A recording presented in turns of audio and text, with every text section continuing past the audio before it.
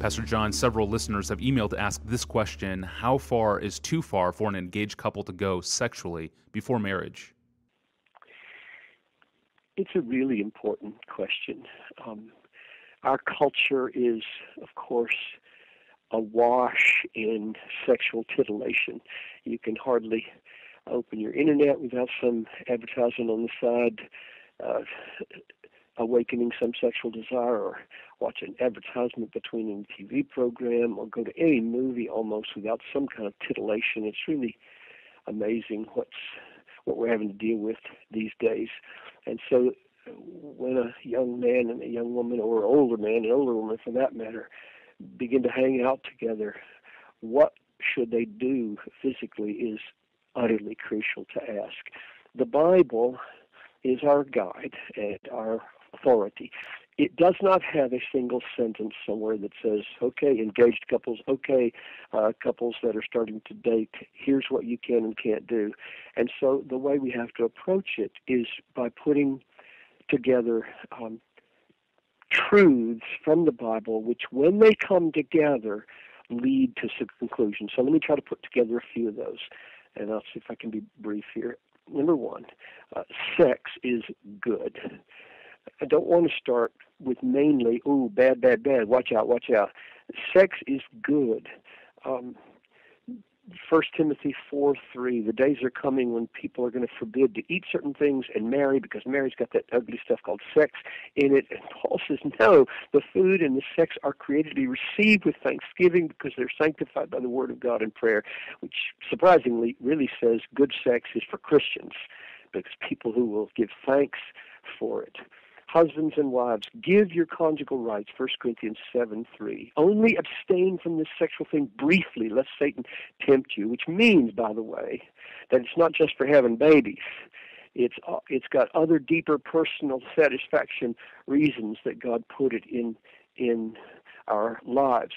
And, of course, the amazing text that all men love from Proverbs 5:19, rejoice in the wife of your youth and let her breasts fill you with delight. So, clearly, sexual touching is a good thing biblically. That's number one. Number two, sex is to be enjoyed only in marriage.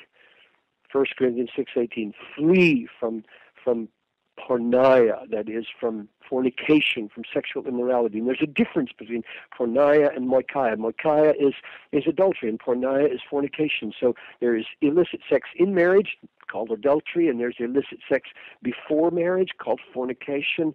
Don't go there. Flee from it, Paul says. Or 1 Corinthians 7:9, if they can't exercise self-control, they should marry, because this phenomenon, this wonderful thing called sex, is designed to be satisfied in marriage. And one of the reasons for that is that physical union, sexual intercourse, is meant to be the physical capstone of an emotional, spiritual union in lasting covenant. We're not animals.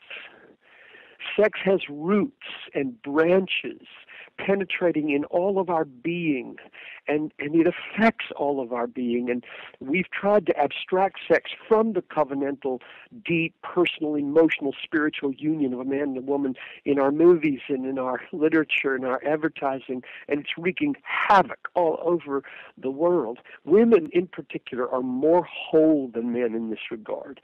Women are wired to want, more plainly than men, the holistic dimension of sexuality. You don't want to be treated like mere animals for men's animalistic satisfaction. They want a relationship. They want this thing to have personal dimensions and covenantal commitment dimensions.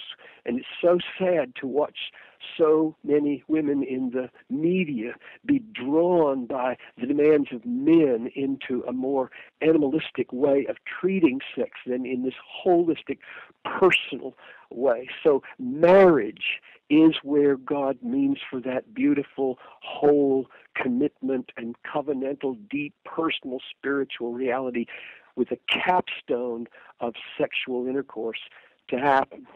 And the third observation is that mental sex is meant for marriage.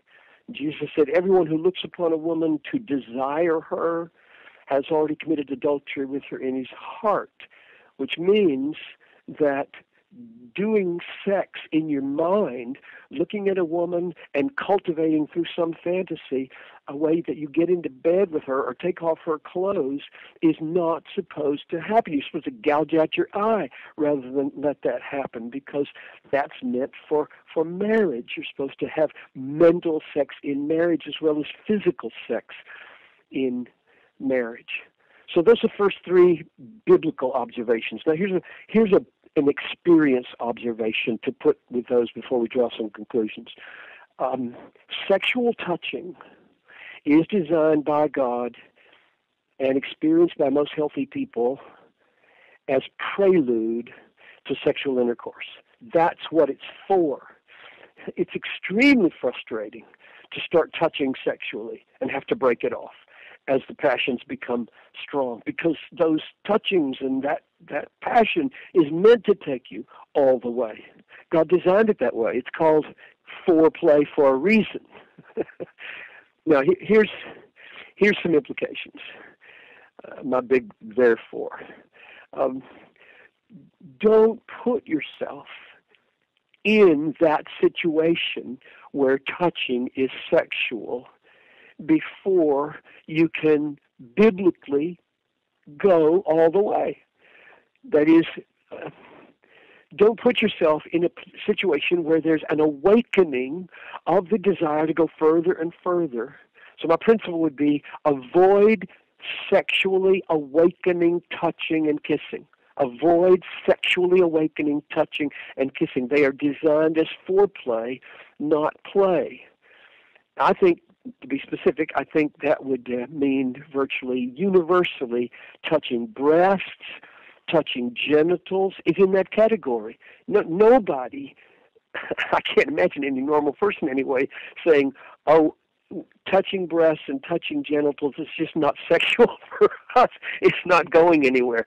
That's just crazy. It was designed to go somewhere, and it's a beautiful thing if you're in the situation of marriage where it can go somewhere. So when the symphony is for marriage, the part of the symphony called prelude is for marriage. And I would just suggest very practically that men and women getting into a relationship that they think is going to be serious, that they talk about this with each other, and that they decide for themselves how they're not going to tempt each other to have sexually awakening touching and kissing. And I would specifically, Tony, I would plead with men here. Be strong here and set a pure and holy pattern. Don't make her be the one to bring it up or to put on the brakes. Lead her in purity. She'll love you for it. And in due time, she will give herself to you in a more complete and beautiful and whole way, because you've prized her enough not to use her in an unbiblical, sinful way. And I would say to the women, don't entice a man to touch you thinking that this is the way to keep a man. He's not worth keeping if that's the way he's kept. And feel free to say to any man, no, don't please, don't take us there. And you can discern what kind of a man you're dealing with by how sensitive he is to that dimension of purity. Blessed are the pure in heart. They will see God. That's what we want. We want to see God, and we want to see him in our beautiful sexual relations in marriage. And I think married couples who have been the purest also can have the sweetest and best experience of each other and experience of God in marriage. Jesus, one last word. If a single person is listening to this saying, all very nice, I'm not married, there's nobody on the horizon, what am I supposed to do? And I just want to say one thing. Don't feel second class. Jesus Christ is the most complete human being who ever lived, and he never had sex. Not to be married and not to have sex is not to be an incomplete human being. one can be the completest and most fruitful and whole human being like Jesus without having sex. Thank you, Pastor John, and thank you for listening to this podcast. Please email your questions to us at askpastorjohn@desiringgod.org. You can find thousands of other free resources from John Piper. I'm your host, Tony Reinke. Thanks for listening. Tony Reinke.